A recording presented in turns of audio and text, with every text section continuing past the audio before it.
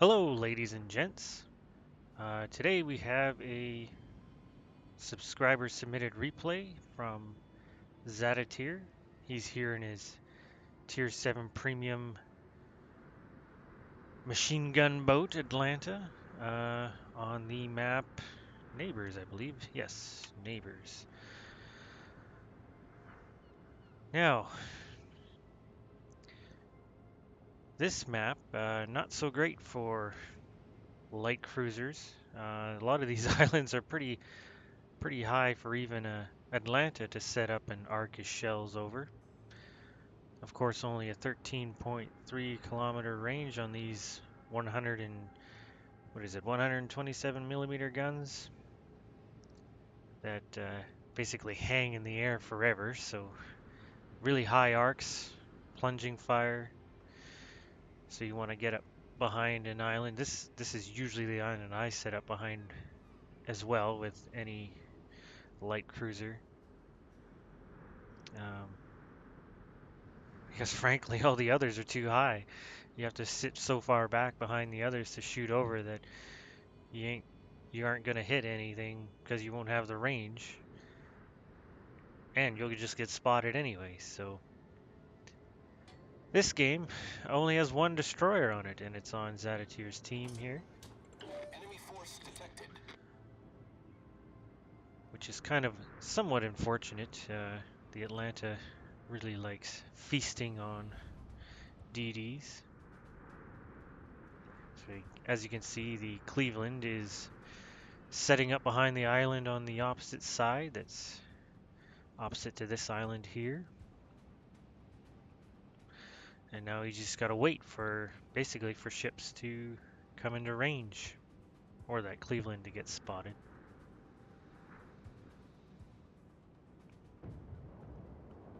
Of course, he's got radar on this ship. I think it always has radar. You don't have an option between that or something else. It's the defensive fire that you have an option between that or hydroacoustic. But with the AA rating on this ship, nobody takes hydroacoustic, so it's kind of a moot point. Normandy is just on the cusp of his range. Not really worth shooting at. I think he's turning away, so New Mexico's still out of range. And he's spotted. Leander popped in and out there, going behind the large island. Oh, and there's a cyclone beginning. That's unfortunate for a cruiser. I hate it. Absolutely hate it when cyclones are initiated when I'm in, especially a light cruiser. So he's got range on this Cleveland here. Looks like half of his shells are hitting the island in front of him, even though, yeah, no island indicator on the marker, but just to aim a little lower.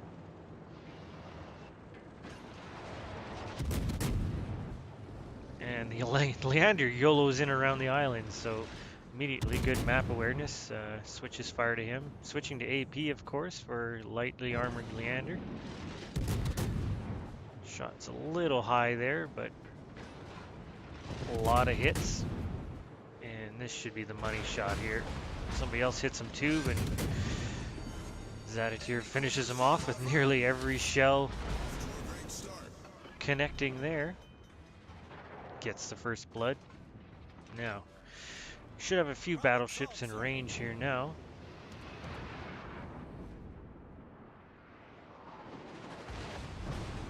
Ooh. Takes a decent hit from somebody there. Probably the Scharnhorst. So now we're just waiting. Somebody has to spot, and that's the problem with no destroyers on the map. Our one destroyer is down south. And the New Mexico foolishly stopping broadside onto the entirety of zeRobsReplays' team. And now he's just gonna feast, because apparently this New Mexico is stopping dead. That's right.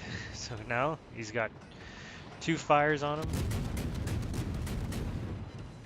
Switching to sequential fire, trying to spread it around.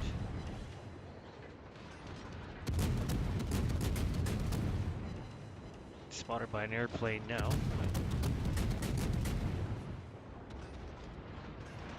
Of course, everyone knows this thing is basically a floating machine gun that New Mexico is not getting away. Burning in 3 places. zeRobsReplays here is trying to set a fire on the 4th location, but no luck. And second kill. Enemy battleship destroyed. Cleveland might come out. Scharnhorst. Now these guys didn't learn from the New Mexico right out in front of them, but at least they're moving. So 1 minute till the cyclone comes.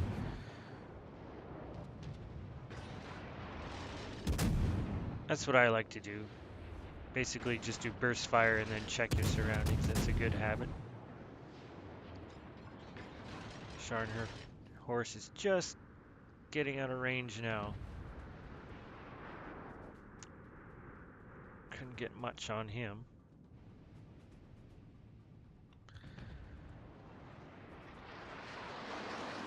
So not really anybody in range anymore. Looks like he's eyeing up some ships to the south.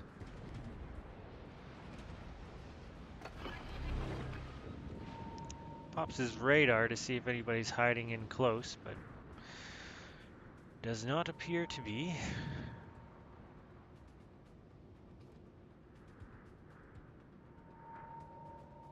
Now the Aoba's a bit of a dangerous target to get shot at from, but he's shooting at the Königsberg in front of him. Tough to get hits on fast-moving targets at range, but gets one. No fire. No point firing AP at this range.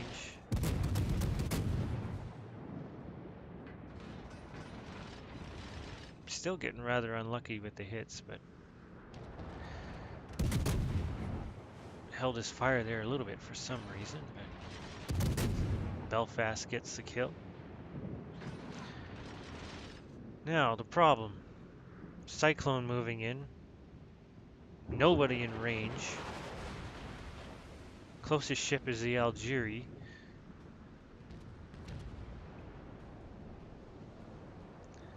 So moving south here to fight the Algeria. As soon as that cyclone comes, gets fully initiated, we're not going to be near any targets for quite a while. But I have to protect the base, so get this guy dealt with fast. And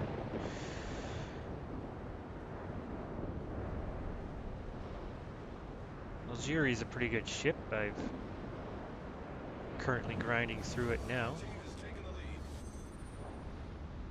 But this guy is fighting solo against what, four of zeRobsReplays' friendly ships here. So he's unloading on him now, trying to get the 3rd kill of the match, and scores the final blow. So that's 3 kills now, 46,000 damage. Only 2 fires though, which is, it's only a 5% base fire chance on these guns, but there's so many guns that this thing sets fires like mad. Now the friendly cruiser there took a torpedo that may have clipped the back of zeRobsReplays' ship, but luckily not the case. So now our team is handily in control. Now in a cyclone you want to stay grouped up as much as possible, so luckily we have a destroyer here to scout in front of us, but there's nobody in range for quite a while, so closest ship might be the Atlanta. I believe the New Mexico is just camping there. So I guess the plan now would be to move north to try to flank the enemies that are engaging our battleships to the north. I think the Nagato fell asleep behind us, but that's okay. Since we got a little bit of time, we'll talk about the ship itself. 16 guns in total on 8 turrets. On a full broadside, it's only going to fire 7 turrets because there are 2 turrets on either side on the side of the hull. Like I said, 5% fire chance on each shell, which is pretty low, but this thing pumps out shells so fast, it doesn't matter. He's actually been pretty unlucky so far with 109 hits and only 2 fires. But this ship, of course, does have torpedoes, but only a 4.5 kilometer range, so it's more of a defense against something that ambushes you that you'll ever use them for. 2 launchers though, with 4 torpedoes per launcher, so the bread and butter of this thing is, of course, the AA. It's got 8 20mm cannons and 4 quad 28mm, and plus the main battery work as dual purpose against AA. So when you pop the defensive AA fire, this thing will melt aircraft. Doesn't matter what tier the aircraft are, it'll just knock them down like flies.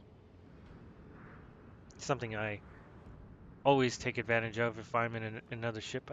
If I can, I'll stay close to a friendly Atlanta if I can, when there's CVs in the game, of course.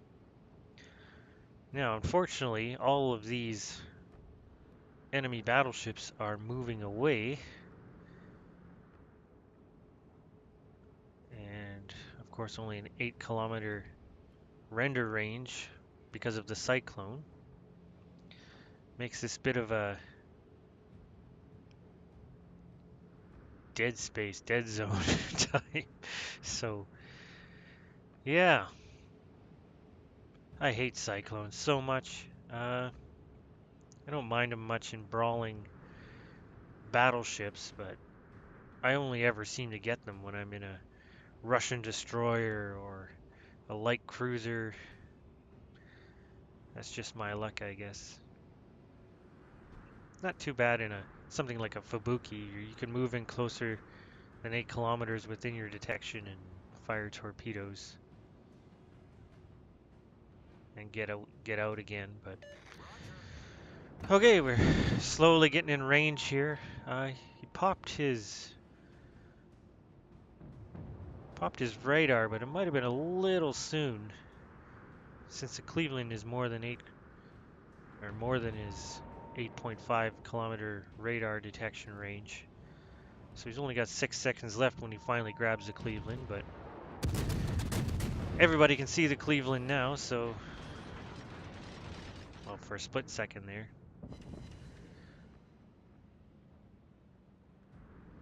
So the Scharnhorst is just out of 8 kilometers, and of course the Cleveland is just, if he would have had it now, if he would have waited for the radar now, he probably could have finished off that Cleveland now, but that's okay. I think this game is in the bag, so Scharnhorst is a pretty deadly target, but I believe his attention is drawn to the 3 battleships right in front of him. So Zaditir is going to move in, see if we can pick off this Cleveland. The Scharnhorst comes up, fairly low health, and obviously very distracted, which is what you want for one of these cruisers. And somehow manages to land the final blow.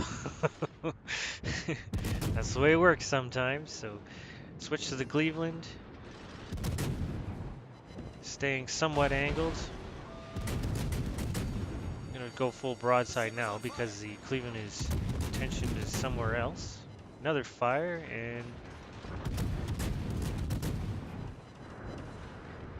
landing multiple hits, and Kraken unleashed. Cruiser destroyed. So Sitting on 5 kills, 3 fires, 52,000 damage. All we have left is a Cleveland and New Mexico, which the Belfast is engaging now. Cleveland still behind us.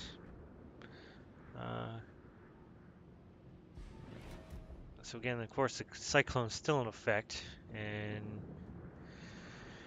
Cleveland just came in range with no health, basically, and zeRobsReplays will execute him. 6 kills, which personally is my highest kill count. I never seem to get... I usually don't go for kills, but they just seem to be falling into his lap here, which is always good. Now, full health New Mexico. Don't want to get hit by him at full broadside here, but yeah, only 6,000 health left.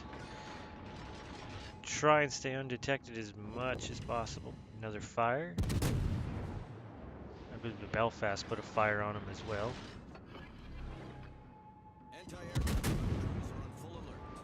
Now we're getting spotted by the spotter plane from the New Mexico. But zeRobsReplays backs off into the smoke again.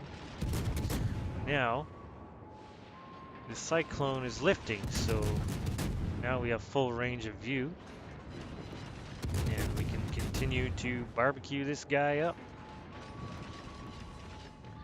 Being such low health, that the New Mexico is probably going to shoot at us here, which he looks like he did.